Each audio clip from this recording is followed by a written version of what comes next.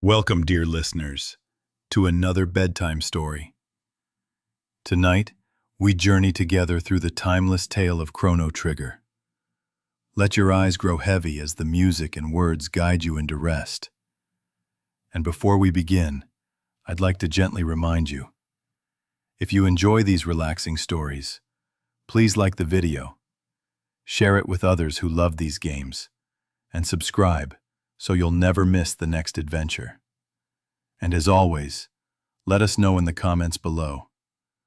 What story would you like to hear next? The story begins with the chime of bells echoing softly in the morning air. Their sound drifts through the kingdom of Guardia, a land of peace and prosperity, where the year is 1000 AD.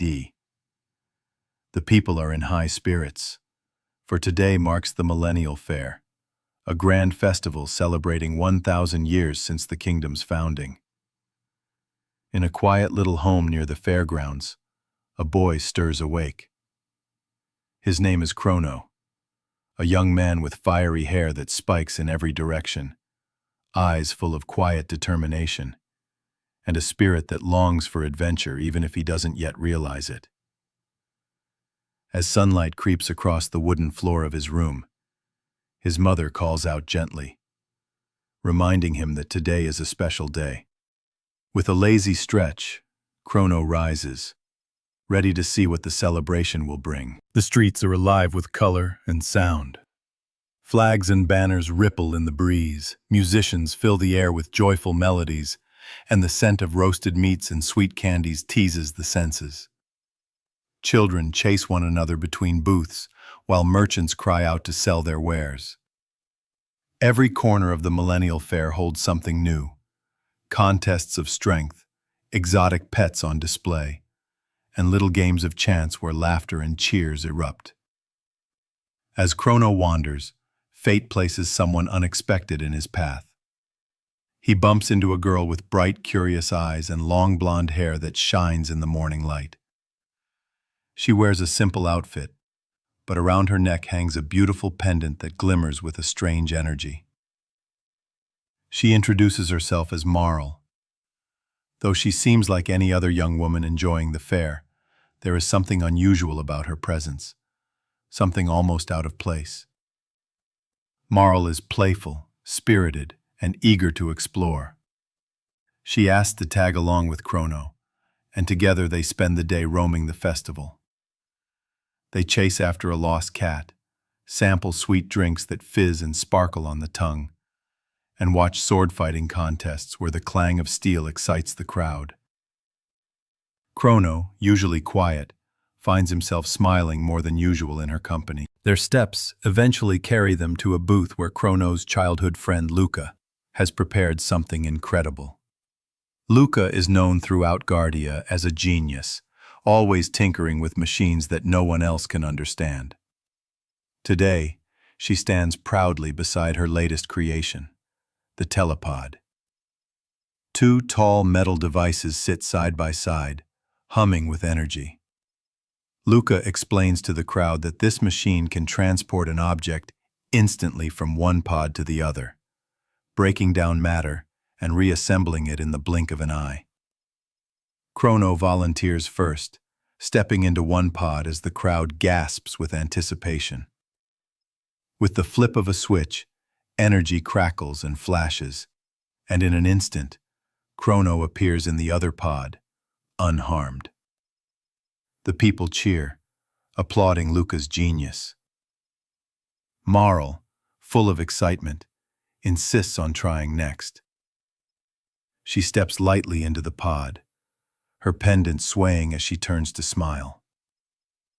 But, as the machine powers on, the pendant begins to glow, brighter and brighter, as if reacting to the telepod's energy.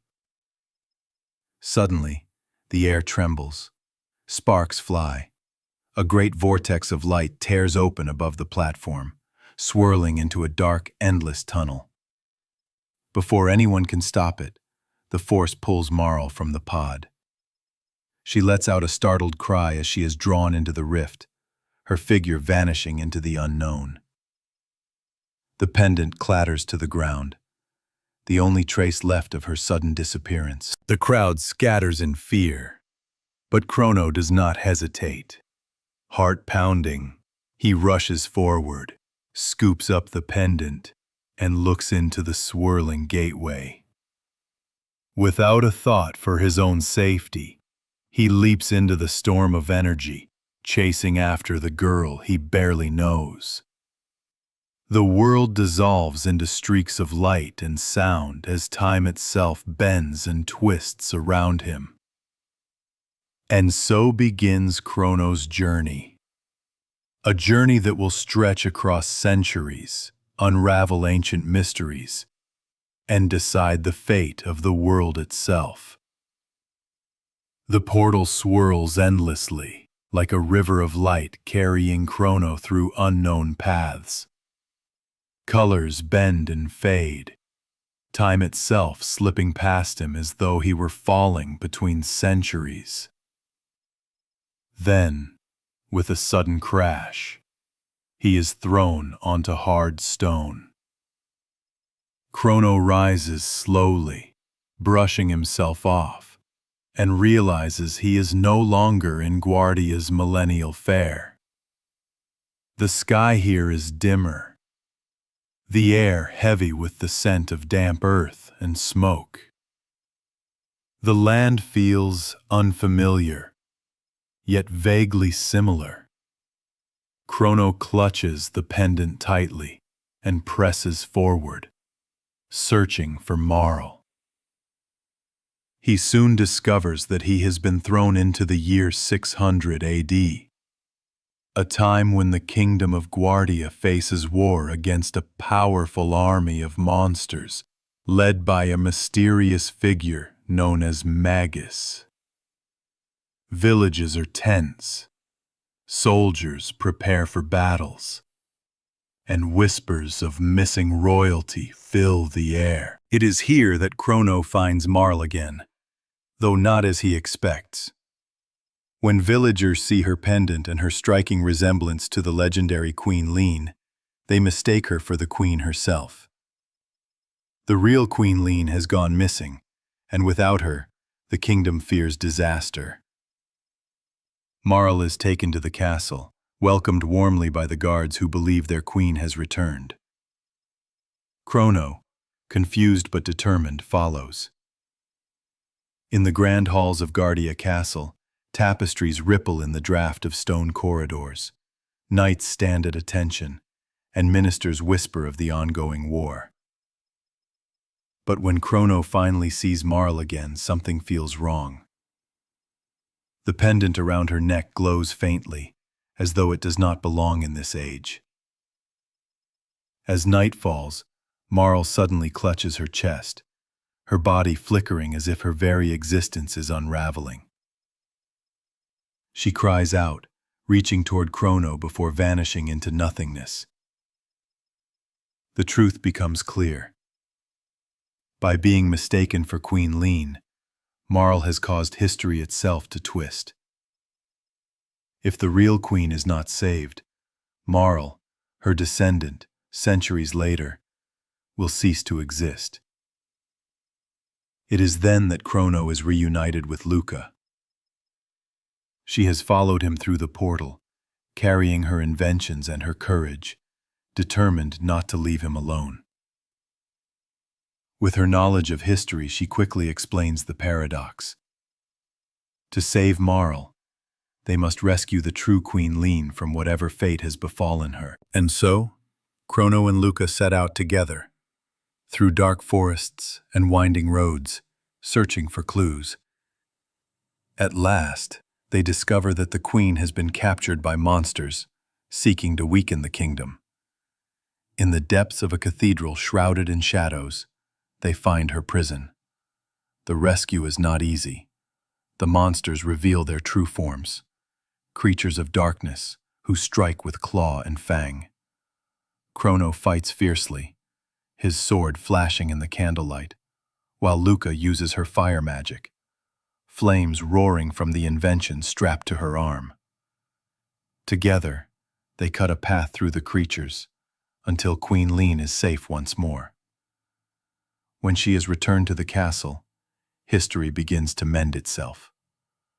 Marle reappears in a rush of light, stumbling into Crono's arms.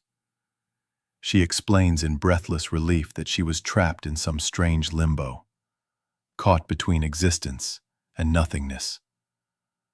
The paradox has ended, and for now, time is steady again. The three companions stand together, relieved yet unsettled. They have saved Marle, but in doing so, they have learned something frightening. Their actions in the past can change the future, even erase lives entirely. And somewhere in the shadows of this time, the name of Magus looms, whispered with both dread and awe. For Crono, Lucca, and Marle, the journey is only beginning. With Queen Lean safe, the castle overjoyed, and Marle restored, Crono and his friends finally breathe easier. Yet there is no time to celebrate. Marle's identity, as Princess Nadia of the royal line of Guardia, cannot stay hidden for long. Though she enjoys the company of Crono and Lucca, she knows her disappearance has caused a stir back home in 1000 AD. Together, the three of them step once more into the strange portal. The swirl of colors and sound envelops them, tugging them forward until the familiar sights of their own time appear again. The cobbled streets of the fairgrounds, the banners of celebration, and the crowds unaware of the extraordinary adventure that just unfolded. For Crono and Lucca, it is as though only moments have passed. But word of Marle's return spreads quickly. Guards arrive at the fairground, dressed in the colors of Guardia's royal family. They bow to the princess, yet their eyes harden when they fall on Crono. To them, he is not a hero who risked everything to save her. He is a commoner who dared to spirit the princess away. The guards seize Crono, dragging him before the chancellor. Marle protests, shouting that Crono is innocent, that he saved her life. Her words are silenced by the stern voice of authority. The chancellor accuses Crono of kidnapping the princess, of threatening the stability of the kingdom, and of daring to meddle in matters far above his station. Crono is thrown into a grand courtroom. The tall windows let in pale sunlight, while nobles and commoners alike crowd the benches, eager to witness the trial. At the center sits the judge, gavel in hand, while the chancellor steps forward to present his accusations. In this tense moment, the details of Crono's earlier actions at the fair are dragged into the light. Did he act kindly, returning a lost cat to a little girl? Or did he carelessly eat food that was not his? Did he seem gentle with Marle or forceful? Every small deed is twisted, used to paint him as either noble or guilty. The trial becomes a mirror of the choices the player has made, and Crono's fate rests on the perception of those watching. But the judgment is harsh regardless. Whether found guilty or merely suspected, the chancellor demands punishment. Crono is sentenced to execution. Marle cries out in fury, her voice echoing through the courtroom. She denounces the council, insisting that Crono is her friend and savior, not her captor. Yet her pleas fall on deaf ears. She is dragged away by the guards, forced to watch helplessly as Crono is led in chains to the dungeons below the castle. In the cold darkness of his cell, Crono sits silently. The clang of iron doors echoes behind him, sealing his fate. Days pass. A plate of stale food is shoved through the bars. The execution date is set. But hope is not gone. Just before the hour of doom, a familiar figure slips into the shadows of the dungeon. It is Lucca, clever and determined, carrying one of her ingenious devices. With a flick of her invention, she disables the locks, frees Crono from his chains, and together they make a daring escape. Alarms ring throughout the castle as knights give chase. Crono and Lucca dash through corridors, past guards, through secret staircases and narrow bridges. Steel clashes against steel as they fight their way out, the weight of the kingdom pressing down on them. Just as capture seems inevitable, another strange portal appears. A rip in time, like the one that swallowed Marle. With no other choice, they leap into the swirling light, abandoning their home era once again. The gateway closes behind them, and the fair and the castle vanish. When the dizziness fades, they find themselves in a place that is nothing like the kingdom they know. A world of ruin stretches before them, its skies gray, its buildings crumbled, its air heavy with silence. They have arrived in the future. The portal spits Crono and Lucca out onto hard, broken ground. When their eyes adjust, they are stunned by what they see. The sky is not bright blue as in Guardia, but a heavy gray, thick with ash and clouds. The air feels lifeless, cold, and strange. The land stretches far and wide, but it is not the vibrant kingdom they know. Instead, it is a wasteland of broken machines, collapsed buildings, and dust. Marle soon catches up to them, her relief at seeing Crono safe quickly replaced by dread at the sight of this ruined world. The trio realizes that they are no longer in their own time. This is far ahead, hundreds of years in the future, in the year 2300 AD. And the future is bleak. They wander through the ruins of domes, which once housed thriving cities. Inside, survivors live in misery. The people are gaunt and pale, their bodies weak from hunger. They huddle together, whispering about a great disaster that came centuries ago. When the companions ask what happened, they learn the terrible truth. The disaster had a name: Lavos. In the year 1999 AD, the earth itself was torn apart as Lavos erupted from deep beneath the ground. Fire rained from the skies, cities were swallowed, oceans boiled, and entire nations vanished in an instant. Humanity never recovered. What remained was this: a cold and dying world where people scrape by, eating tasteless food rations from ancient machines. The survivors speak with hollow voices. They have no hope, only despair. The children have never seen sunlight. The elders do not believe the world can be healed. Crono, Lucca, and Marle exchange a silent look. For the first time, they feel the weight of what their journey might mean. If Lavos destroyed the world once, perhaps they can stop it. In the ruins of one dome, they find something unexpected. Amid the dust and silence, half buried in rubble, lies a machine. A humanoid robot, motionless, its metal body scarred with age. Lucca's eyes light up. She kneels beside the machine, her mind already working through its broken circuits. With a spark of her tools, gears whir to life, and the machine slowly rises. Its eyes flicker on, glowing faintly, and in a calm, mechanical voice, it asks for its orders. But Lucca does not see it as a tool. She sees it as a being. She repairs its systems and gives it the ability to think freely. The robot, grateful, pledges itself to their cause.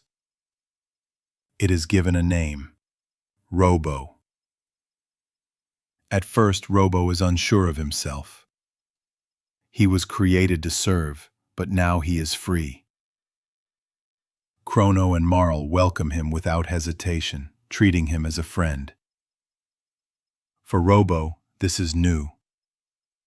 companionship, trust, and the chance to choose his own path. He joins the group, his strong arms and hidden weapons giving them a much-needed ally in this harsh future. Together, they continue exploring the domes, finding records of the past. They uncover information about Lavos, the alien parasite that burrowed into the earth long ago, feeding off its energy until the day it erupted and destroyed civilization. The group realizes their quest is larger than they imagined. If they can stop Lavos before the year 1999, they might save not only the future, but all of history. At last, they find another time gate within the ruins, shimmering with the same strange light as before. As they step toward it, the hopeless faces of the starving survivors remain in their minds. These people are doomed unless something changes. Crono grips his sword more tightly. Lucca adjusts her goggles. Marle touches her pendant, and Robo powers up his servos. Together, they step into the swirling light once more, carrying with them a new purpose: to defy fate itself. Their journey is no longer about adventure or curiosity or even survival. It is about hope. Hope that the future can be saved. The swirling light fades, and Crono, Marle, Lucca, and Robo find themselves still in the far future. The land around them feels even colder now, the air filled with the hum of broken machines and the cries of a dying world. The group travels from dome to dome, remnants of once great cities.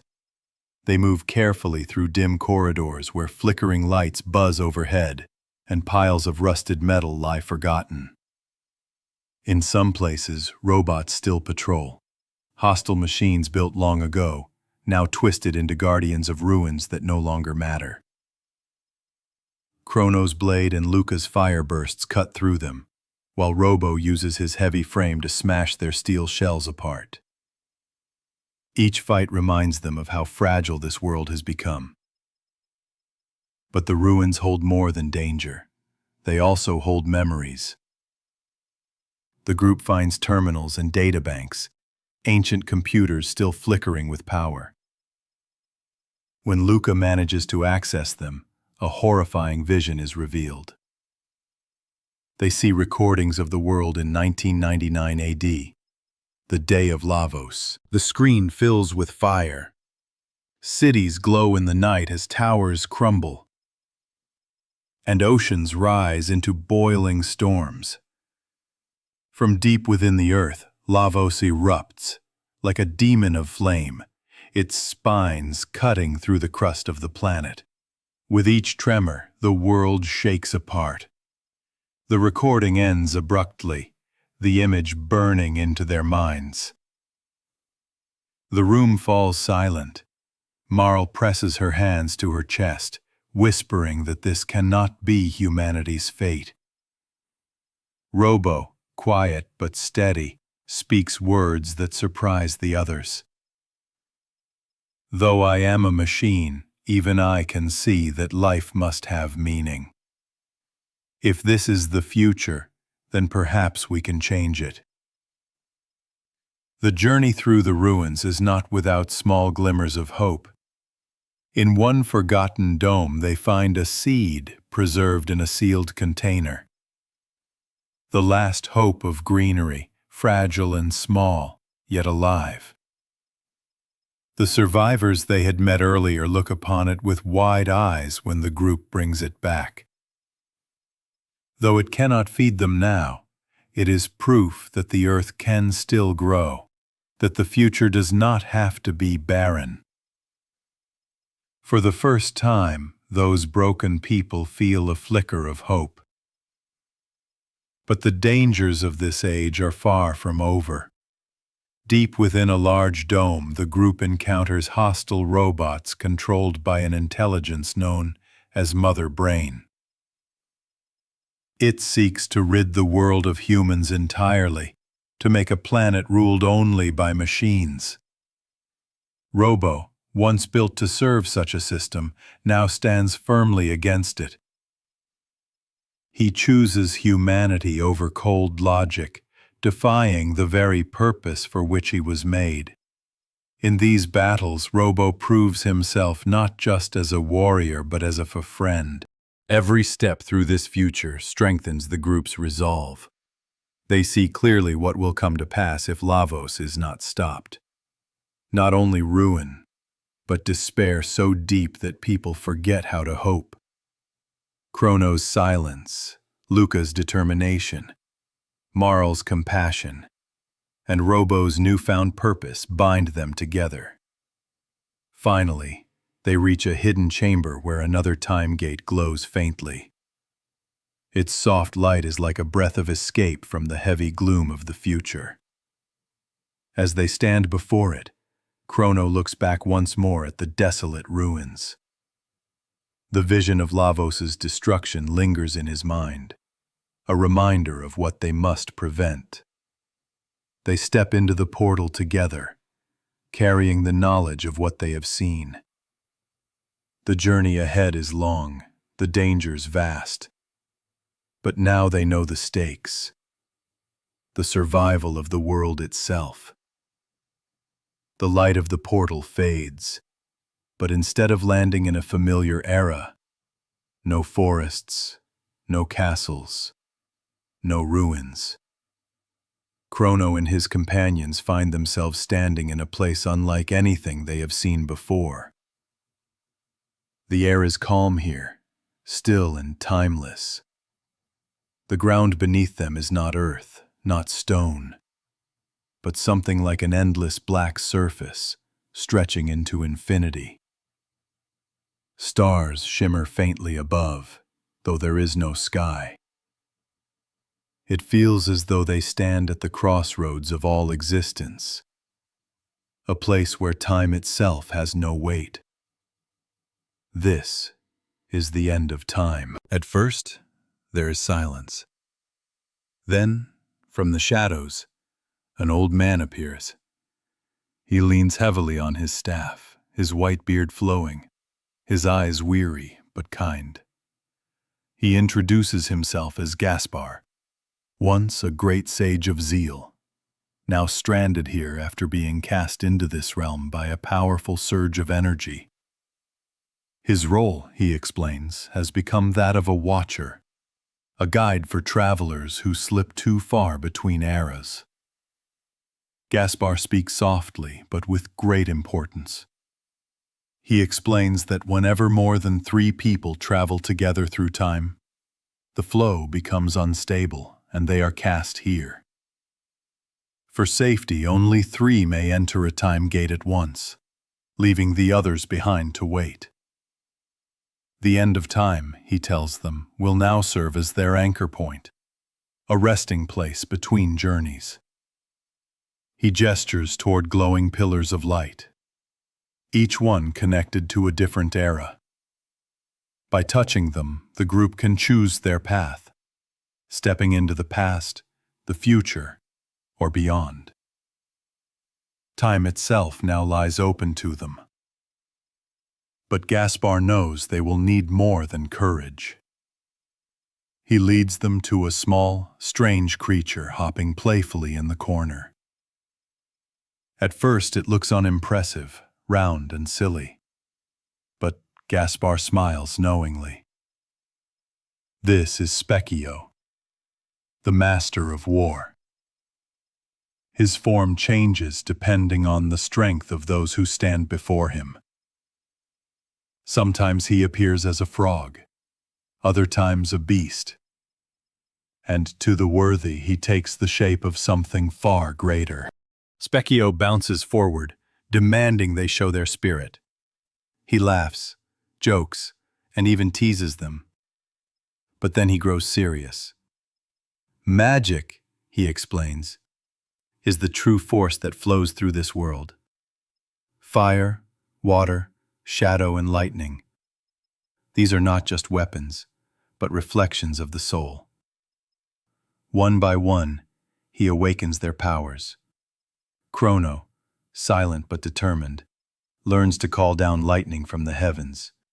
Lucca, the brilliant inventor, embraces fire, her machines now fueled by flames that dance at her fingertips. Marle, compassionate and steady, channels water, healing wounds and summoning icy blasts. Even Robo, though a machine, finds his own strange way to resonate with energy, proving he too belongs among them. The training is difficult. Specchio tests them, sparring playfully but with a surprising ferocity. Yet by the end, the group feels stronger, more united, and more prepared for what lies ahead. Gaspar warns them. The battles to come will not only test their strength, but also their hearts. They must decide which paths to walk, which ages to save, and ultimately, how to face Lavos itself. With new magic coursing through their veins, the companions gather once more at the glowing pillars. The end of time feels both comforting and unsettling. A place where eternity waits. A reminder that their choices ripple across all of history. Crono grips his sword. Lucca adjusts her goggles. Marle touches her pendant. Robo powers up with a low hum. Together they step into the next pillar of light, ready to continue their journey through the ages. The glow of the pillar fades, and the group feels the strange tug of time once again. They stumble out into blinding sunlight, the air warm and heavy, filled with the calls of strange birds and creatures long forgotten. Before them stretches a wild and untamed land, dense jungles, towering trees, and distant mountains that pierce the sky. The earth is fresh and raw here, alive with energy. They have arrived in 65 million BC, the age of prehistory. The land is dangerous. Gigantic beasts roam freely, their cries echoing across the valleys. Reptiles the size of houses stalk the forests, and herds of thunder lizards shake the ground as they move. Crono, Lucca, Marle, and Robo tread carefully, each step filled with awe and caution.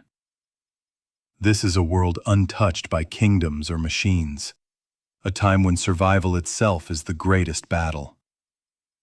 Yet humans live here too.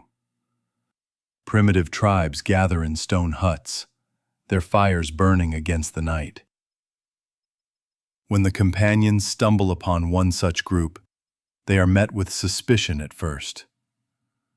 Strange clothing, strange weapons, strange ways. But then a woman steps forward, strong and confident, her presence commanding. Her name is Ayla. Ayla is unlike anyone they have met. She is chief of the Ioka tribe, her body powerful, her spirit untamed. Her golden hair flows wildly as she walks, and when she speaks, her voice is bold and clear.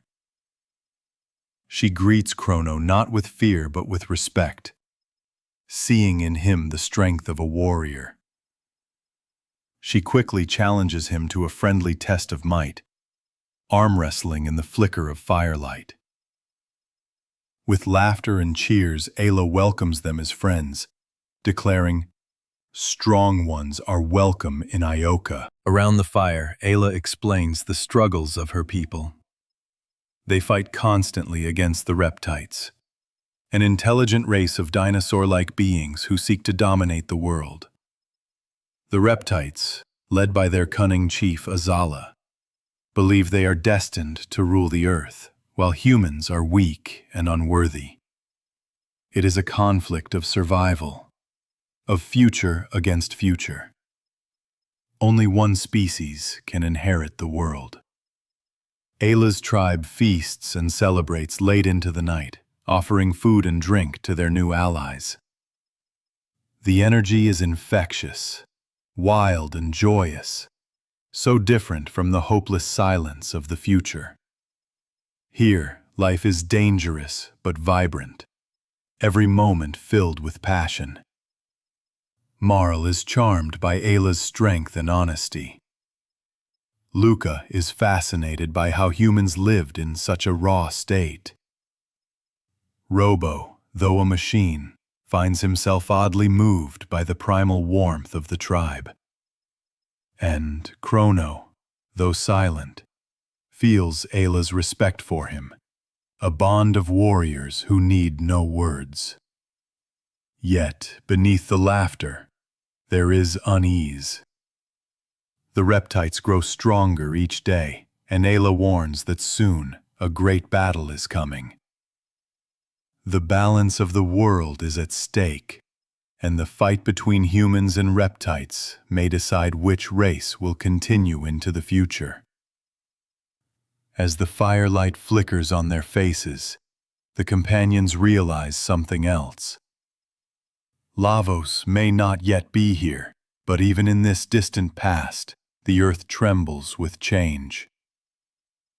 The seeds of destiny are already being sown. And when Ayla stands, raising her cup high, promising to fight with all her strength to protect her people, Crono and his friends silently vow the same. In this primal age, among the wilds and the fire, a new ally has joined their cause. The days in the prehistoric world are short, but each one feels fierce and alive. The ground trembles often beneath the steps of giant lizards, and the cries of predators echo through the jungles. Yet, amid this wildness, the bond between the Ioka tribe and Crono's group grows stronger. Around the fire at night, Ayla tells stories of ancient hunts, of victories won with nothing but courage and raw strength. But whispers of a darker presence rise with the smoke of those fires. The reptites, cunning, proud, and intelligent, watch from the shadows. Their leader, Ayla, is no ordinary foe. Unlike Ayla, who fights with heart and instinct, Ayla rules with strategy and foresight. Clad in reptilian armor, eyes sharp with intelligence, Ayla declares that humans are nothing more than a temporary species. The reptites, descendants of the mighty dinosaurs, are destined to rule the earth forever. The clashes begin at the edges of the jungle. Reptites swoop in with their scaled warriors, striking at the Ioka tribe. Crono and his friends fight alongside Ayla, blades and fire and lightning flashing in the night. The battles are brutal, the ground littered with broken weapons and claw marks. Ayla never falters, charging fearlessly into the fray, her laughter ringing out even in the heat of combat. Ayla, however, is not only a warrior but a visionary. From the shadows of a massive fortress carved from stone, Ayla watches the humans' defiance and sneers. "Your time will pass," Ayla proclaims. "The strong shall endure, and it is the reptites who are strongest." The war between human and reptite reaches its peak when the companions are drawn into a massive confrontation. The reptites unleash their most fearsome beasts, creatures larger than houses, their scales thick and their eyes glowing with primal fury. Crono and his friends push their strength to the limit, Ayla roaring beside them, striking with fists as powerful as any weapon. And then, the earth itself changes. As the battle rages, the sky splits with a terrible sound, a roar that is not of beast or storm. From above, a blazing object streaks downward, trailing fire across the heavens. The ground quakes violently, as if the planet itself screams. The warriors, both human and reptite, freeze and stare upward in awe and terror. Lavos falls. The creature crashes into the earth with unimaginable force, a cataclysm that shakes mountains and swallows forests. Fire spreads across the land, the heat unbearable, the air filled with ash. The world itself is reshaped in that instant, continents torn apart, climates forever altered. The reptites are doomed. Ayla, in a final moment of grim dignity, acknowledges what has happened. It is not your strength that wins, humans. It is this thing from beyond the stars. With that, Ayla and the reptites vanish from history, their dream of dominance shattered by the fall of Lavos. The humans survive, but they know the cost. Though the reptites are gone, the earth is scarred. The companions realize the truth. Lavos did not just destroy the world in the future. It has been shaping history from the very beginning, carving its will into the planet itself. As the fires fade, Ayla turns to Crono with fierce eyes. Lavos bad, Lavos change world, but we strong. Fight Lavos, together. The bond between them deepens. Humanity, though small and fragile compared to the reptites, endures. And in that endurance lies the spark of defiance, the will to resist even a creature as vast and terrible as Lavos. The fires of the prehistoric age fade as the light of the portal surrounds Crono and his friends once again. The warmth of Ayla's world, the primal strength of humanity's earliest days, lingers in their hearts. Yet when they emerge from the gate, they find themselves not in the future, nor in their own time, but back in the year 600 AD, the age of knights, kingdoms, and war. Here, the kingdom of Guardia struggles against dark forces. Whispers of demons and sorcery drift through the villages, and the shadow of Magus, a name spoken with dread, looms large over the land. It is said that he commands monsters and wields powers beyond mortal comprehension, and that he may be the one who will call forth Lavos. The companions soon cross paths with a lone figure, a knight, but not like any they have seen before. His body is small and green, his hands webbed, his voice deep yet tinged with sorrow. He is a frog. But he is not just any frog. This is Frog, once a man named Glenn who was cursed into this form by Magus himself. At first, Frog keeps to the shadows. He is haunted by the memory of his friend Cyrus, a noble knight who fell to Magus's power. Glenn blames himself for that loss, believing he was too weak, too cowardly. And the curse is a reminder of his failure. Yet even in despair, he clings to honor, wielding his blade with purpose when danger threatens the innocent. Crono and his friends soon see the depth of Frog's courage. Though he hides his pain behind formal words and a knightly demeanor, he never falters when lives are at stake. He carries with him the broken hilt of a legendary weapon, the Masamune, a blade said to hold the power to defeat Magus. But the sword is shattered, its spirit sleeping, its strength lost. Together, the companions embark on the quest to restore the Masamune. Their journey takes them deep into caves where strange beings named Masa and Mune dwell. These twin spirits, playful and mischievous, guard the essence of the blade. To prove themselves worthy, Crono and his allies must fight them, not with hatred, but with determination. The battle is fierce, but in the end the sword acknowledges their strength. Yet to reforge the Masamune fully, they must seek a rare material, Dreamstone, an ancient red ore from the very dawn of time. It is a stone of power, tied to the Earth's earliest days. With it, Lucca's skill and Melchior the smith's hands can breathe life back into the blade. When Frog finally takes the restored Masamune in his hands, something changes. Though his body remains cursed, the weight of his shame grows lighter. The sword pulses with memory, the spirit of Cyrus standing with him once more. For the first time, Frog feels the strength to face his destiny. With Crono, Lucca, Marle, Robo, and Ayla at his side, Frog swears to join them in their quest.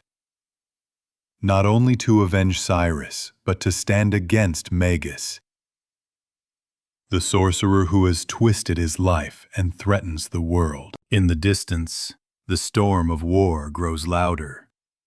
Monsters gather in castles. Knights march to their doom, and Magus's dark magic spreads across the land. The companions know the time has come to strike at the heart of the shadow, Magus's fortress itself. And in that moment, with the Masamune gleaming faintly in his hands, Frog's resolve is sealed. No longer the timid squire who once cowered behind a knight, he is now a hero in his own right. The land of 600 AD trembles beneath the shadow of a fortress, dark, jagged, and ominous. It looms over the countryside like a wound upon the earth. This is Magus's castle, the lair of the sorcerer whose name has struck fear across generations. Soldiers whisper that he commands demons, that he is preparing a ritual to summon Lavos itself. Crono, silent as ever, stands at the head of the group. Beside him, Marle clutches her pendant. Lucca adjusts her goggles. Robo hums with steady resolve, and Frog grips the Masamune with both hands. The cursed knight's eyes narrow. He knows this place, for it is here his friend Cyrus fell, and where his own fate was twisted forever. This is the moment he has long awaited, the chance to face Magus and perhaps reclaim his honor.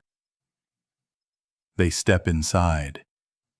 The air is thick with the stench of smoke and sorcery. Long hallways stretch before them, lined with flickering torches that cast shadows that almost seem alive. The castle is filled with monsters, grotesque creatures that crawl and leap, demons that hiss and roar. Some taunt them, disguising themselves as friends or playing tricks with illusions.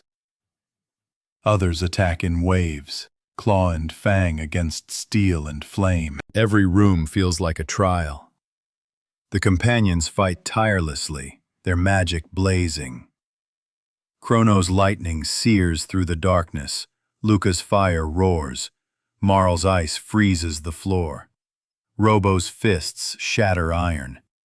Ayla's strength shakes the ground, and Frog's Masamune cleaves through shadows.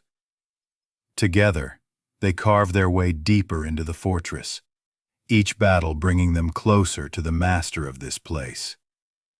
And then, silence.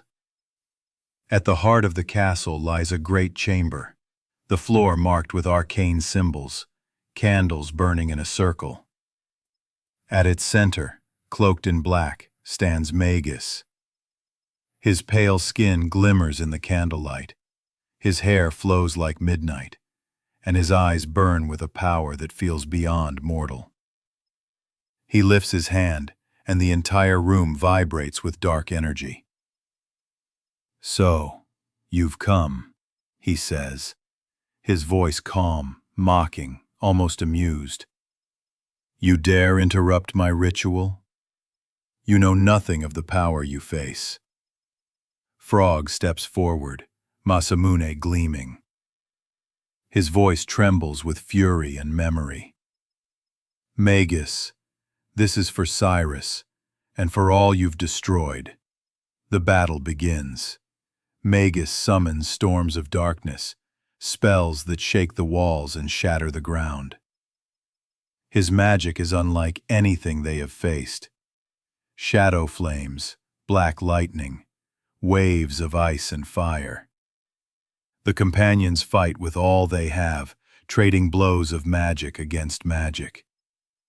Frog's Masamune shines brighter than ever, piercing Magus's defenses, its very essence built to cut through his sorcery. The fight rages, each strike echoing through the castle halls. At last, Magus falters, his cloak torn, his ritual interrupted. But instead of defeat, something unexpected happens. The air grows heavy, the ground trembles violently, and the symbols on the floor glow with unnatural light. Magus curses under his breath. Fools! You know nothing. Lavos is not my servant, it is my enemy. The chamber erupts. Energy surges wildly, tearing open another time gate. The companions are pulled into the swirling chaos, their bodies flung through centuries once more. The last thing they see is Magus himself, caught in the storm, his voice echoing with rage and desperation as he vanishes into the unknown. When the light fades, Crono and his friends find themselves scattered in a time they never intended to reach, one even more ancient than they thought possible. And with that, the truth of Lavos's reach begins to unfold. The rush of the time gate hurls Crono and his friends through the void. When they stumble out, the light of day blinds them. The air is hot, thick with the scent of earth and foliage. Above, the sky stretches in brilliant blue, broken only by towering clouds. They have landed not in their familiar kingdoms of men, nor in the bleak ruins of the future, but back in the earliest age they once visited, 65 million BC. The land is alive with thunderous roars. Dinosaurs stomp across wide plains, their scales glistening under the sun. Forests whisper with the cries of strange birds and unseen beasts. Volcanoes rumble in the distance, their smoke curling into the heavens. Here, the earth itself feels young and restless, its future unwritten. Crono, Lucca, Marle, Frog, and Robo gather themselves, still dizzy from the clash with Magus. They had thought the sorcerer a master of Lavos, but now doubts creep into their minds. Magus's words echo in memory, that Lavos is not his servant, but his enemy. What then is the truth? Seeking answers, the party turns again to their fierce ally, Ayla, who greets them with laughter and warmth.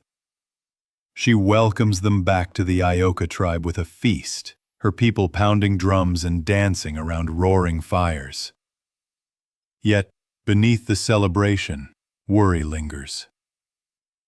The earth trembles often now, more violently than before, and the stars at night burn with uneasy light. As they rest, Ayla tells them of the Reptites' defeat and of Azala's prophecy before vanishing into history. Azala say, something bigger than humans, bigger than Reptites, come from sky. Azala know, but Azala gone. Lavos remain. Her words confirm the companions' fear. Lavos did not simply appear once in the future. It has been here since the dawn of time, shaping the course of life itself. Drawn deeper into the mysteries of this age, they travel across volcanic plains and into ancient caves, where glowing crystals pulse with strange energy. Here they learn the origin of magic. that the energy drawn from Lavos itself seeps into the earth, becoming the elemental forces of fire, water, shadow, and lightning. Humanity's gifts, it seems, are tied to the very creature that threatens to destroy them. The realization weighs heavily on them. Is their strength a blessing, or a trap set by Lavos to feed its endless hunger? Yet even in doubt, the group presses onward. They battle colossal beasts whose roars shake the mountains, and they stand beside Ayla's tribe against new threats that rise from the earth. Each victory hardens their resolve, each step bringing them closer to the truth of their enemy. One night, as the fire crackles and the stars burn brightly overhead, Lucca whispers her fears aloud. If Lavos has been shaping history all along, then maybe this was always meant to happen. Maybe we can't change it. Marle takes her hand, her voice steady. No, if time can break, then time can be healed. We'll fight. We'll find a way. Crono, silent as always, only nods, his grip tightening around his sword. Robo hums softly, as if in agreement, and Ayla laughs, her fist pounding into her palm. Strong ones never give up. We fight, Lavos. We win. The flames of the campfire dance higher, sparks rising into the sky like stars. In this prehistoric land, among beasts and volcanoes, the companions come to understand. Lavos is not just a future catastrophe. It is the silent hand that has twisted the fate of the world from the very beginning. And their battle against it will demand more than strength. It will demand the courage to challenge the very course of history itself. The world shifts again, carrying Crono and his companions from the raw wildness of prehistory into an age unlike any they have ever seen before. The year is 12,000 BC, a time when the earth is locked in an endless winter, snow falling endlessly across barren plains. The surface is cold and harsh, with only small enclaves of people struggling to survive. But above the icy storms, floating far above the earth, lies a kingdom of wonder and beauty.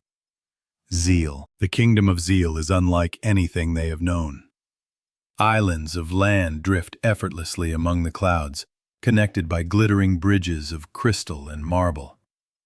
Palaces gleam with gold, towers rise toward the heavens, and the very air feels heavy with magic.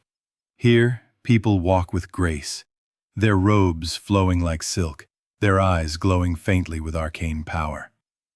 To them, magic is not rare or mysterious, but the very fabric of their lives.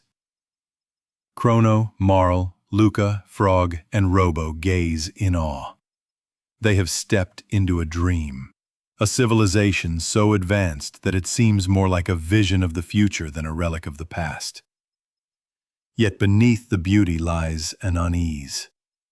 The people of Zeal speak with pride, almost arrogance. They look down on those who dwell on the snowy surface, calling them earthbound ones, unworthy of the gifts of magic. At the heart of this kingdom stands Queen Zeal.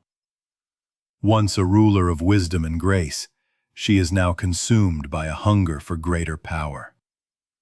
Her eyes burn with ambition, her voice smooth but cold. She believes that Zeal's greatness can become eternal, that her kingdom can rise beyond mortality itself. And for this, she has turned to Lavos. The people of Zeal draw their magic from a great creation known as the Mammon Machine, a towering device that channels the immense energy of Lavos itself. Within grand halls of crystal, it hums with a terrible light, its power seeping into the veins of the kingdom. Many marvel at it, worshipping the machine as if it were a god. Yet a few whisper warnings, their voices trembling with fear. Among these few is Shala, the daughter of Queen Zeal. Shala is gentle and kind, her long hair flowing like a river of light, her presence calm and compassionate.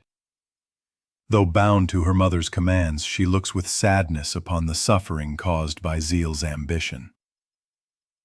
She alone treats Crono and his friends not as intruders but as allies, speaking softly of her worries. Beside her stands her younger brother, Janus. A child with silver hair and haunting eyes, Janus watches silently, his small form carrying an air of bitterness far beyond his years. He distrusts everyone, his words sharp and cold.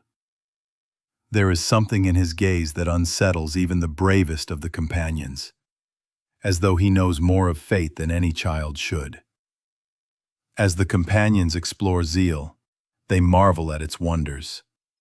Libraries of forgotten knowledge, halls of shimmering light, scholars who bend elements with a thought.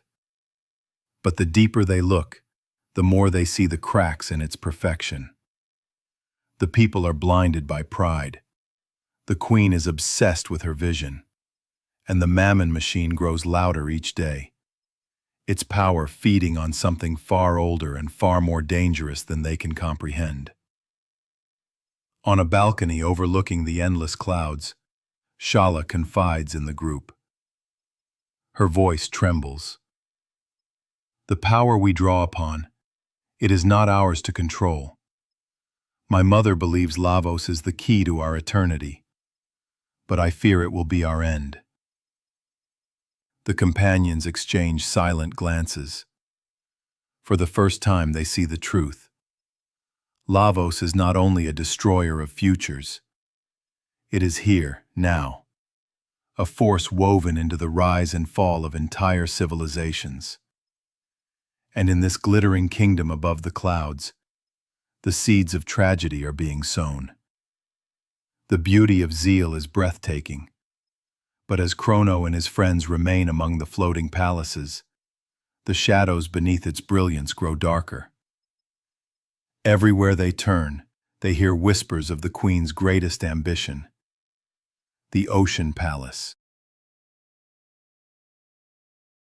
Unlike the gleaming islands in the sky, the Ocean Palace is being built deep beneath the sea, a grand structure meant to house the mammon machine in its most powerful form.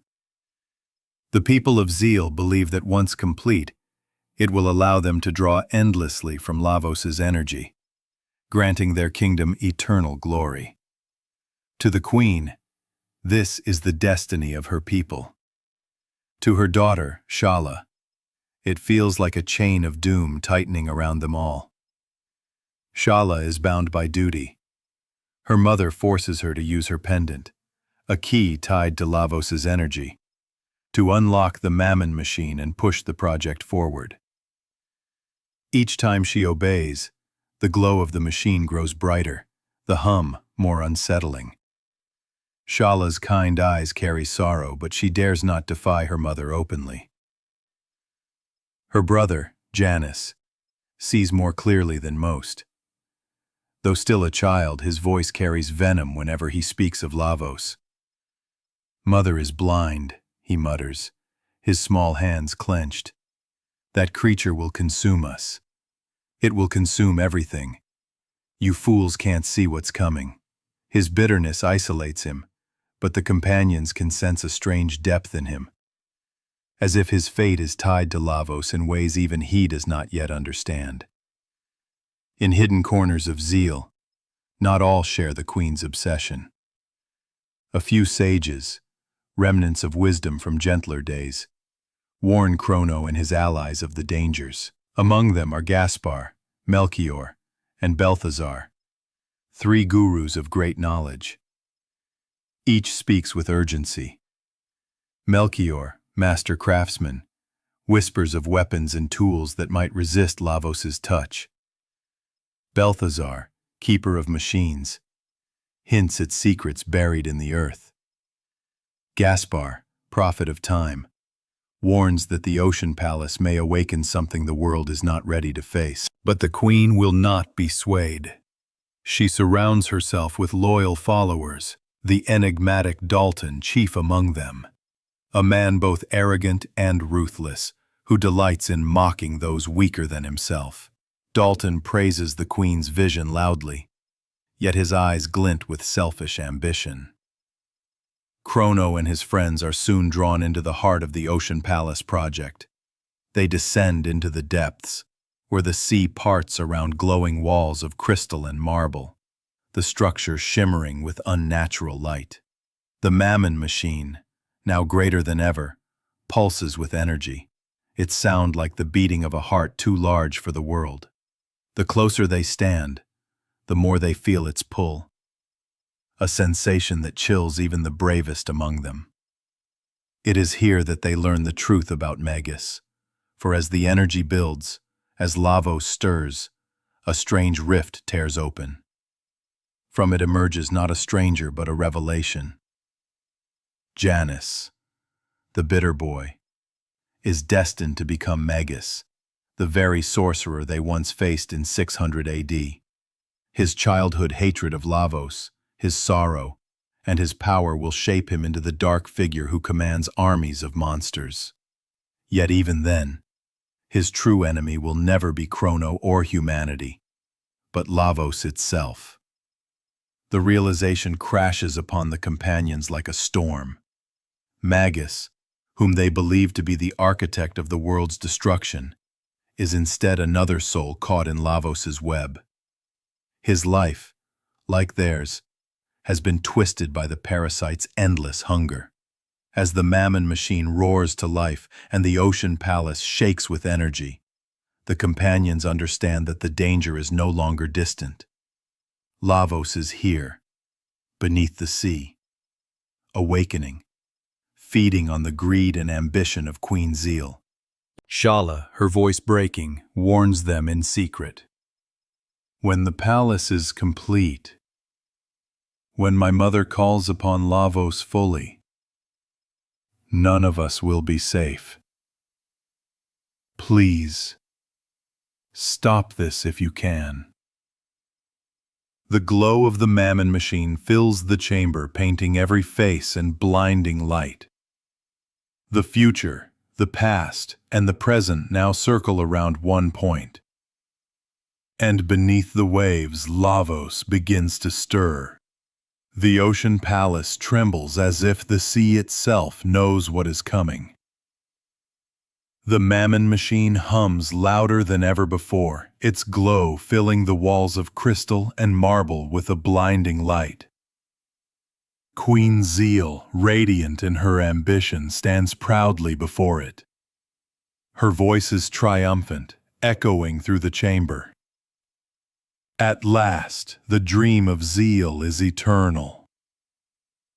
Through Lavos, we will rule forever. The gurus cry out in warning, but their voices are silenced. Shala, forced to use her pendant to unlock the machine's deepest power, hesitates. Her hands shake, tears pooling in her eyes, but her mother's command is unrelenting. With sorrow in her heart, she obeys, and the machine surges, with an energy too great for the world to bear. The palace shudders violently.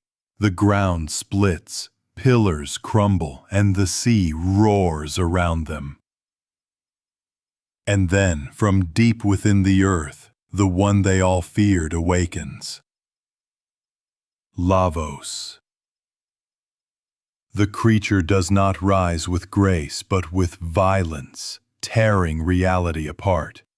A monstrous force surges upward, its roar echoing like the cry of the planet itself. Spines glittering with molten fire pierce the walls, and waves of energy cascade outward.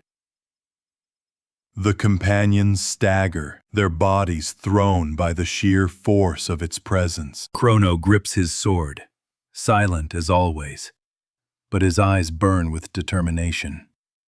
He knows there is no running from this.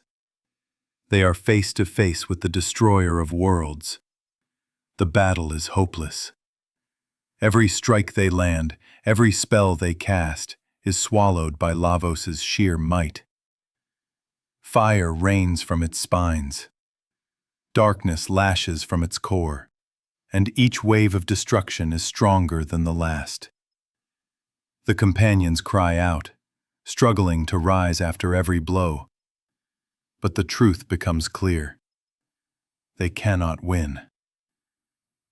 And then, in the heart of the chaos, Lavos gathers its energy for a final, devastating strike.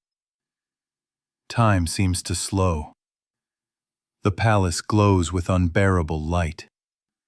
The air itself hums with the weight of destruction. It is then that Crono makes his choice. Without a word, he steps forward. His sword glimmers faintly in the storm of energy, his body silhouetted by Lavos's terrible glow. He does not look back at Marle, at Lucca, at Frog, Robo, or Ayla. He only faces forward, silent and steady, as he always has. The companions cry out. Marle screams his name, reaching desperately toward him. Lucca begs him to stop. But Crono does not falter. He raises his sword, stands tall, and places himself between Lavos and his friends.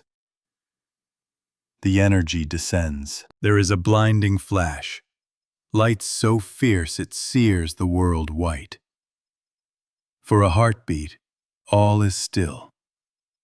Then, when the brilliance fades, Crono is gone. Not fallen, not broken. Simply gone. Erased in an instant by the force of Lavos's power. The companions are stunned into silence. Marle falls to her knees, her voice breaking as she sobs for him. Lucca turns away, her hands trembling. Robo lowers his head, whispering in a voice heavy with grief. He has sacrificed himself. Frog clenches his fists, swearing that such an end cannot be in vain. Ayla, even with all her strength, can only bow her head in sorrow. Queen Zeal, however, laughs. Twisted by Lavos's influence, her eyes blaze with unnatural light. She is no longer the queen of wisdom. She is now a vessel of Lavos's will. Her kingdom crumbles around her, the floating islands of Zeal beginning to fall into the raging sea below. In the final moments as the palace shatters and all hope seems lost, Shala appears before the survivors. With the last of her strength, she opens a time gate, her pendant glowing softly. Go, live, stop this fate, she whispers. Her voice is kind, sorrowful, and final.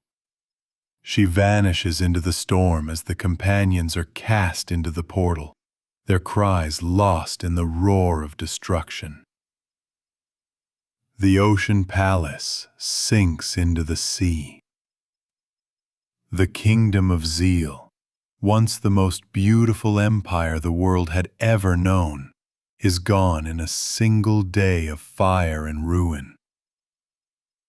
And Crono, their leader, their silent strength, is no more. The ocean palace is gone. The kingdom of Zeal has sunk beneath the waves, swallowed by fire and storm. The endless skies that once held floating islands of beauty are now empty, leaving only memories of a paradise that became a grave. Crono is gone. The companions awaken in the aftermath, scattered and shaken. They find themselves alive only because of Shala's final act of kindness. her pendant glowing faintly before she too vanished into Lavos's chaos. Yet survival feels like a hollow gift. Where once their journey had been led by Crono's steady presence, there is now silence. His absence weighs heavier than any battle wound. Marle is inconsolable. She cries openly, clutching the pendant that once saved her life, whispering Crono's name again and again, as if speaking it might bring him back. Lucca, usually logical and sharp, lowers her goggles to hide her tears, her voice breaking when she admits she has no plan, no invention that could undo what has happened. Frog kneels silently, his knightly pride wounded. For all his vows to protect, he could not save the one who led them. Robo hums softly, his tone filled with sorrow, his mechanical voice almost human in its grief. Even Ayla, fierce and unyielding, bows her head, muttering that Crono was the strongest of them all. But in this despair, hope flickers. The group drifts back to the end of time, their safe anchor between worlds. Gaspar, the old sage who watches from the lamplight of eternity, listens as they recount what happened in the ocean palace. His face grows grim.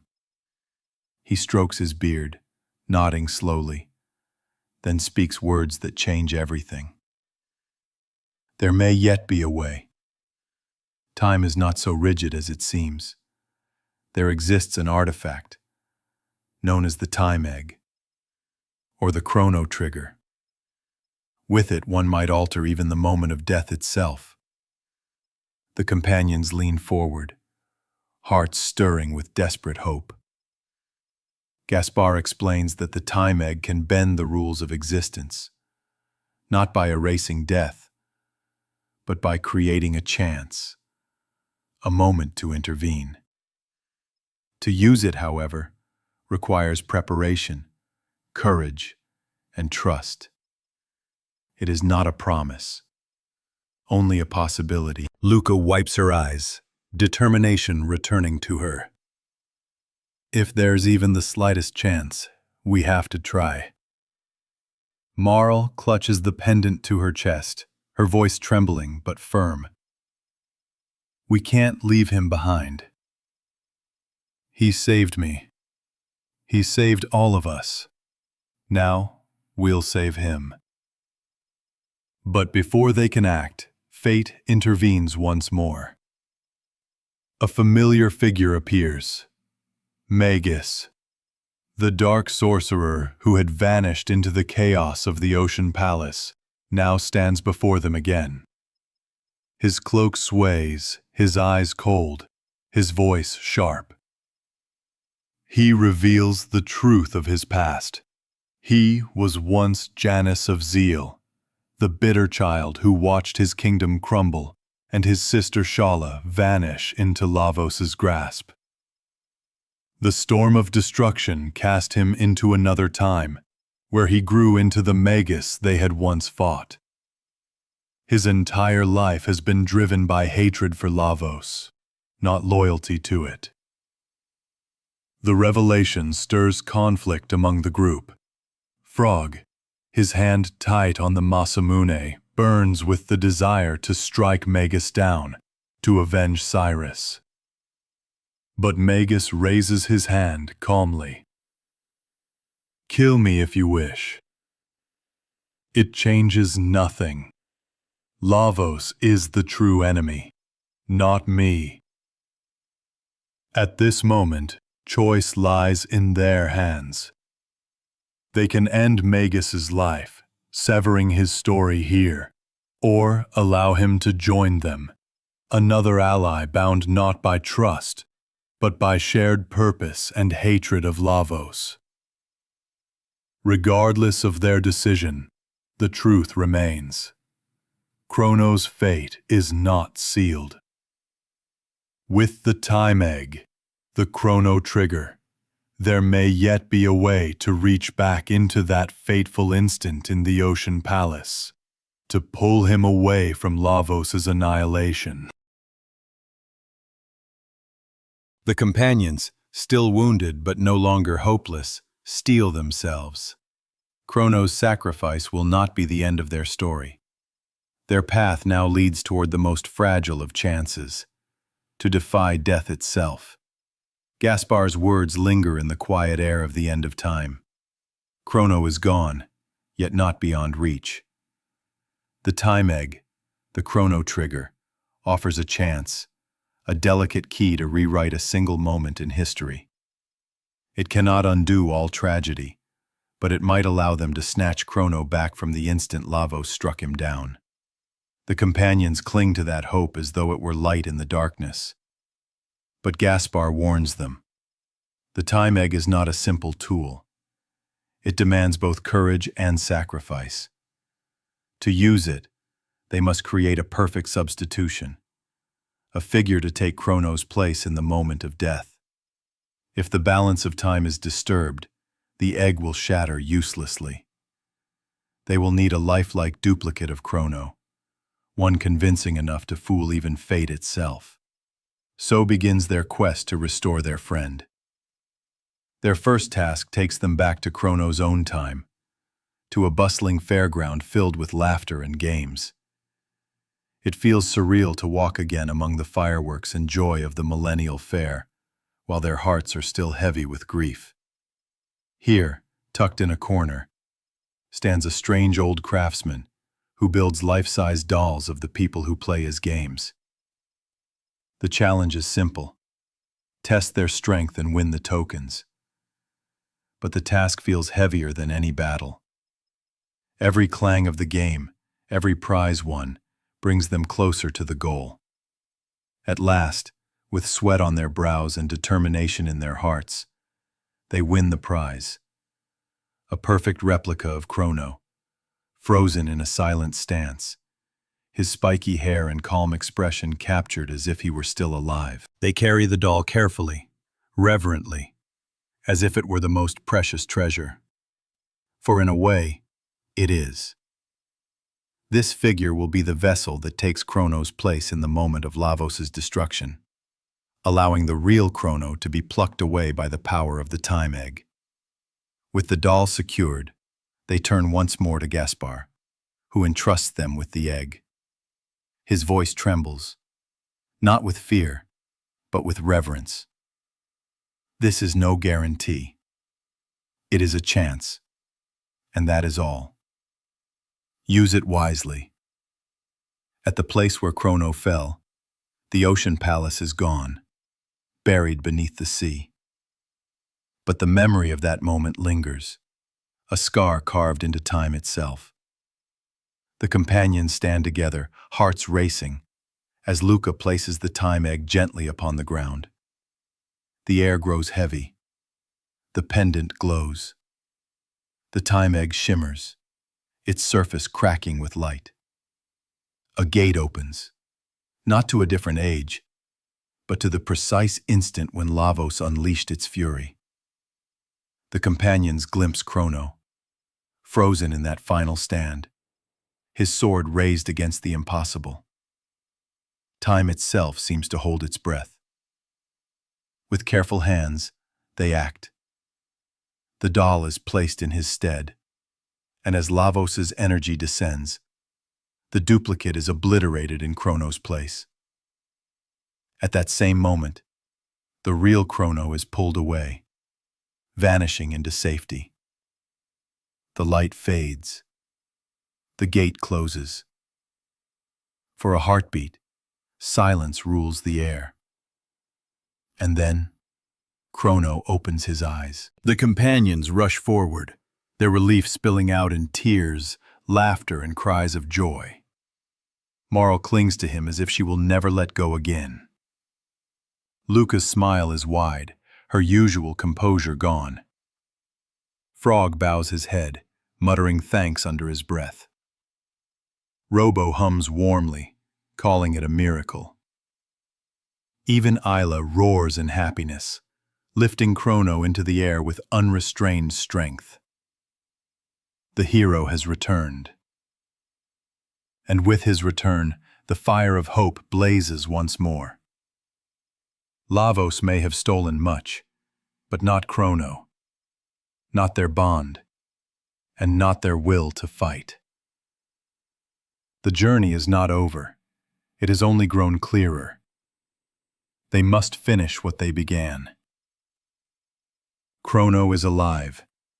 His friends gather around him at the end of time, their faces still glowing with relief.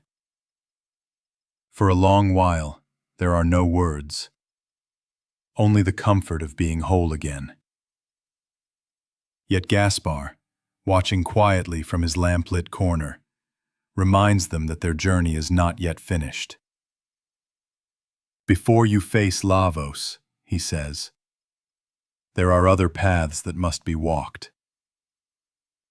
Each of you carries unfinished burdens, threads of fate that, if followed, may bring strength, wisdom, or peace. Only by walking these roads can you be ready for what lies ahead. And so, the group scatters across time. Not as wanderers, but as souls seeking resolution. Robo returns to the ruined future, where machines like him still operate under the control of Mother Brain, the cold intelligence that seeks a world ruled only by steel. Here, Robo confronts not just enemies of flesh and metal, but questions of identity. Was he made only to serve? Or does he have a will of his own? In a somber battle among computer cores and glowing circuits, Robo resists the call to abandon humanity. With his friends at his side, he defeats Mother Brain and claims his freedom, proving that even a machine can choose compassion over cruelty. Frog's path leads him back to the forest and the grave of his fallen friend, Cyrus. Here, the memory of failure weighs heaviest, the moment when Magus cursed him into the body of a frog, and Cyrus fell before dark magic. With the reforged Masamune in hand, Frog kneels before the grave, his voice trembling as he speaks words of regret. The spirit of Cyrus appears, gentle and forgiving, releasing Frog from the chains of shame. The Masamune glows with new power, purified by courage rather than vengeance. Frog rises at last, not as a squire hiding behind regret, but as a knight reborn. Lucca returns to her own time, but her trial lies not in battle, but in memory. With the strange power of time, she is given a chance to relive a moment from her childhood. The accident that left her mother crippled by a machine she herself had built. For a breathless instant, Lucca races against time, her hands trembling as she works frantically to undo the tragedy. If she succeeds, she saves her mother. If she falters, the wound remains. Either way, the trial forces her to face the truth of her life as an inventor. Genius can bring both light and pain, and responsibility weighs heavily on those who create. In the primal world of 65 million BC, Ayla protects her people from disaster. The earth quakes, and volcanoes threaten to tear apart her homeland.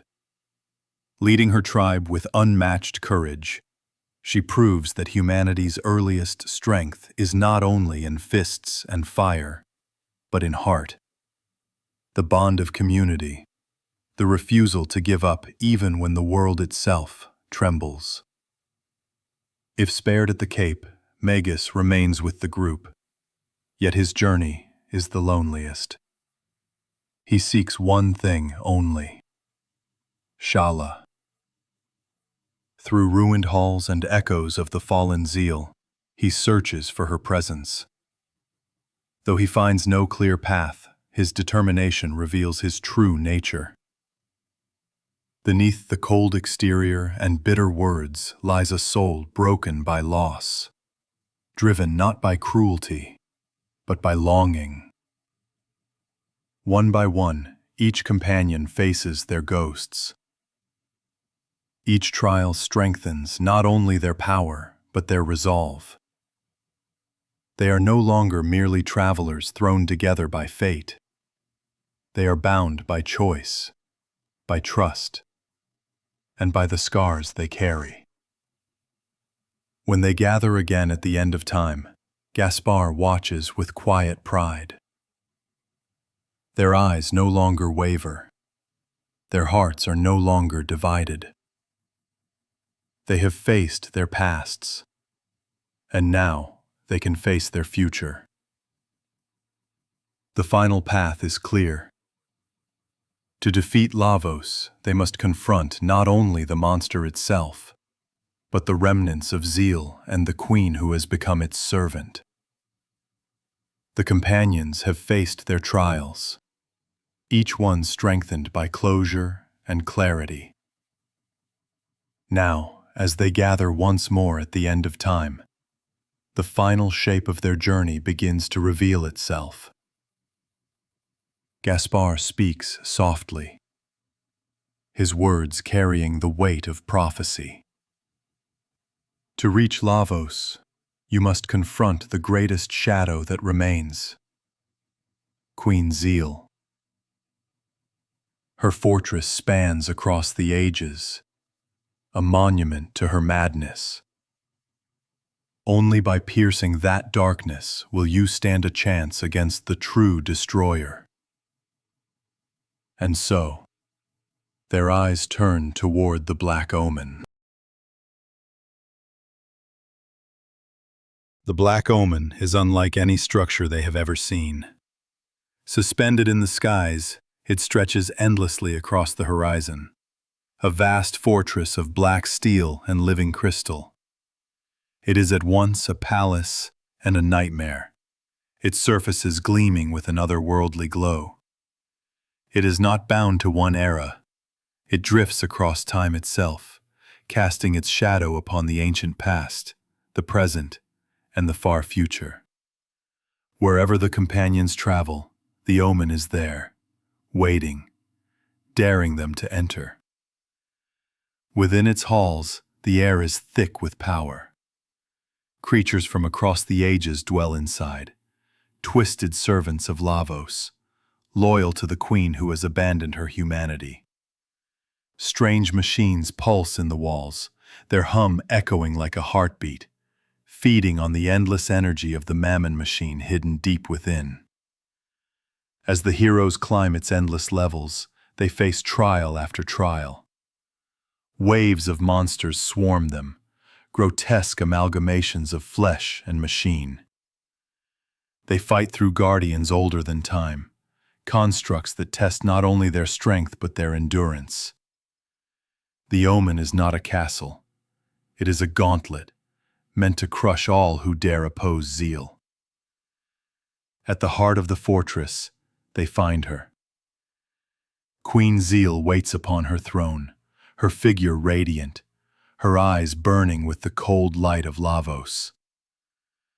No longer the wise queen of a golden kingdom, she has surrendered herself fully to the parasite's influence.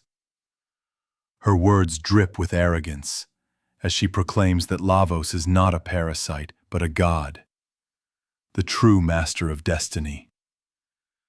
Through him, she believes, her reign will be eternal, her power endless. The companions stand against her, their hearts resolute. The battle begins. The queen unleashes torrents of magic, her power amplified beyond imagination by her bond with Lavos. The floor shatters beneath them, waves of dark energy crash outward, and her laughter echoes endlessly. Yet the companions press forward. Crono's lightning cleaves through her shields, Lucca's fire roars against her spells, Marle's ice freezes her strikes, and the others add their strength to the storm. Still, she rises again, transformed by Lavos's energy into monstrous forms, her body swelling with unnatural power. Each time she falls, she returns, more twisted, more terrible. The fight feels endless, a trial not just of strength, but of will. At last, with a final cry, The mammon machine itself shatters, its glow extinguished. Queen Zeal collapses, her voice still filled with venom as she vows that Lavos will never be defeated. Her body vanishes into light, leaving only silence behind. The fortress grows quiet. The air grows heavier. The companions feel it in their bones. The omen is not the end. It is only the threshold. Beyond this lies Lavos itself, the creature whose shadow stretches across all of time. They look at one another, weary but unbroken. Every step, every loss, every battle has led them here. The final confrontation is close, and somewhere deep beneath the earth, Lavos stirs, waiting. The black omen falls silent behind them, its glow fading as Queen Zeal's twisted laughter echoes into nothingness. Yet the battle with her was never the true end.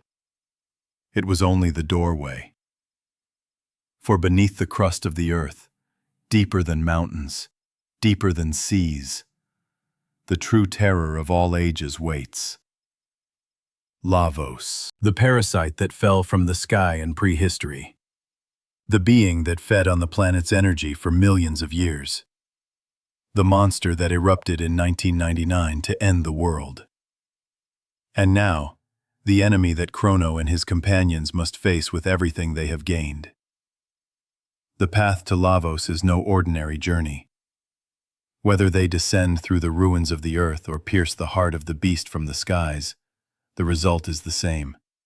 The ground quakes, the sky splits, and the world trembles as Lavos awakens. The first sight of it is overwhelming.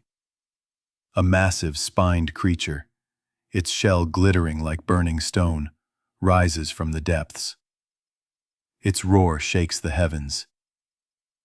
The sheer size of Lavos dwarfs everything, mountains, castles, even their courage for a moment. Its body radiates endless energy, the culmination of everything it has stolen from the earth across time. The battle begins with the cracking of its shell. Blades strike, magic flashes, and the beast answers with firestorms, earthquakes, and waves of destruction that shake the world itself. Crono calls lightning from the skies.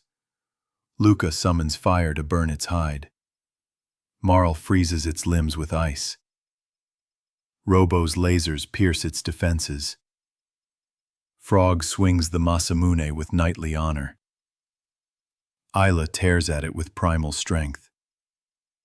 And Magus, if he stands among them, summons his shadow magic with cold fury. Driven by his vow of vengeance, the shell shatters, and inside, the true horror is revealed. At the core of Lavos is not just a beast, but a parasite that has absorbed everything.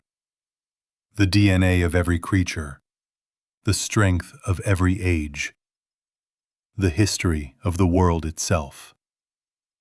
Its form is shifting, its essence alien, its heart pulsing with the stolen life of the planet. The companions stand small before it, but they do not falter. The fight stretches beyond time itself. Each strike, each spell feels like a battle not only for survival, but for history. For the right of the world to continue. The core counters with storms of light, with illusions of past battles, with memories of ages long gone. It is as though Lavos itself embodies the timeline. And to defeat it, the heroes must defy every era it has ever touched. At last, the battle narrows to the very heart, the Lavos core. A strange, glowing being, fragile in appearance, yet harboring endless power. It is guarded by smaller orbs, each tied to its defenses, forcing the companions to strike with precision and unity. Their teamwork, forged across countless trials, becomes their greatest weapon. Blow by blow, the core weakens. Its light falters. Its illusions fade. With one final strike, the being collapses inward, its glow bursting outward like a dying star. The ground shakes, the air roars, and then silence. Lavos, the destroyer, the parasite that shaped history itself, is gone. The companions stand together, battered, scarred, but victorious. Their breaths are heavy, their hearts racing, yet in their eyes is the light of triumph. For the first time, the future is no longer chained to despair. They have done what seemed impossible. They have defeated the being that ruled from the shadows of time. Yet even in victory, they know this is not the end. Choices remain. Futures await. The world, at last, is free to write its own story. The battle with Lavos is over. The roar of the parasite fades into silence, and for the first time, the earth is free of its shadow. The air feels lighter, the skies clearer, as though the planet itself has drawn a long, relieved breath. Crono and his companions return through the threads of time, not as wanderers uncertain of their path, but as heroes who have carried the fate of the world on their shoulders. Each of them bears scars, yet each carries something greater, the bond of friendship, of struggle, of triumph. And so, the story finds its way back to where it began, the Millennial Fair. The fairgrounds are once again alive with color and sound. The smell of sweets and roasted food drifts through the air. Banners wave in the breeze, and the laughter of children fills the streets. For the people of Guardia, it is a day of celebration. They do not know of Lavos, nor of the countless battles fought across centuries. They know only that their lives go on, bright and free. Crono, quiet as always, walks among the crowd. Marle is at his side, her smile wide and radiant, her pendant catching the sunlight. She no longer hides who she is, Princess Nadia, heir to the kingdom. But here, among the people, she is not just a princess. She is a girl who fought for her friends, who stood against despair, and who found her heart bound to the silent boy beside her. Lucca joins them, her eyes gleaming with excitement as she shows off a new invention to curious children. For her, the journey has been more than battle. It has been a reminder that creation, when guided by compassion, can shape a better world. She laughs, brighter than she has in a long time, her burdens lighter. Frog, though still in his cursed form, stands proudly. The weight of Cyrus's death no longer crushes him. He has found peace, and the Masamune, once a sword of vengeance, now shines as a symbol of hope. Among the crowds, he even dares to smile, knowing his friend's spirit rests easy. Robo hums quietly as he walks through the fair, his gaze lingering on the people who live free of fear. Though he is a machine, he understands joy now, and his heart, yes, his heart, swells with it. He has found meaning not in programming, but in friendship. And Ayla, strong and fearless, roars with laughter as she tries the games of the fair, arm-wrestling challengers and devouring food with unshakable joy. Though her place is in the far past, she embraces the celebration, reminding all that life is meant to be lived with passion. The night deepens, and the sky above Guardia fills with fireworks. Brilliant colors burst across the heavens, painting the darkness with light. The companions gather together to watch, their faces glowing in the shimmer. Marle turns to Crono, her voice soft but filled with wonder. We did it. The world has a future now. She takes his hand in hers, holding it tightly as the fireworks bloom above.